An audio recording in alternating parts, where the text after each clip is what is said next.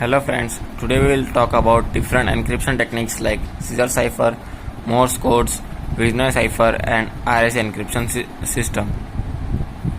We encrypt the message using some algorithm and then we decrypt the message to its original form using the inverse algorithm. First, we will talk about scissor cipher. In this technique, we shift all the alphabets using some fixed number in a fixed direction. So, for decryption, we shift all the alphabet using the same number in the opposite direction. Mathematically, we can show it like this. This is the formula for encryption and this is the formula for decryption, where X represents the number allotted to each alphabet and S is the number with which we want to shift the alphabets. In Morse code, we encode each alphabet with a code made up of dits and dashes or dots and dashes. There are some rules for transmission of Morse codes. The time length of dot is considered as 1 unit. A dash is considered as 3 units. Space between parts of letter is 1 unit. Space between letters of same word is 3 units and space between two words is 7 units. We can also represent Morse codes in binary form and binary tree form. Here we represent a dot with 1, a dash with 111, space between character is 0, space between alphabets is 000 and space between words is 7 times 0. This is binary tree representation of Morse codes. Vigenère cipher. In Vigenère cipher, we take a table of 26 rows and 26 columns.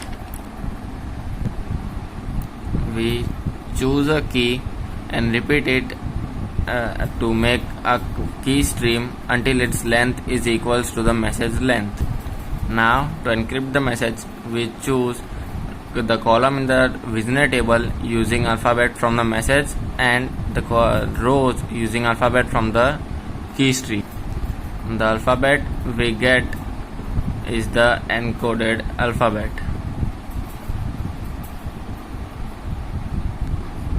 For decryption of the encoded message, we choose row with the help of key stream alphabet and then find the encoded alphabet in that row.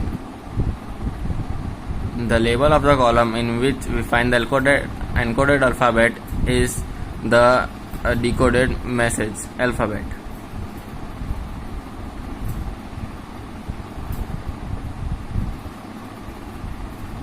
Now we come to RSA encryption system. In this system, we keep the encryption key public and decryption key as private. So let's talk about key generation. We choose two large prime numbers P and Q and calculate n is equals to P multiplied by Q. We choose E not equals to 1 such that GCD of E and product of P minus 1 Q minus 1 is equals to 1. Then we compute D equals to inverse of E with mod of P minus 1 Q minus 1. Then we publish E and N as public keys and keep D as a secret key.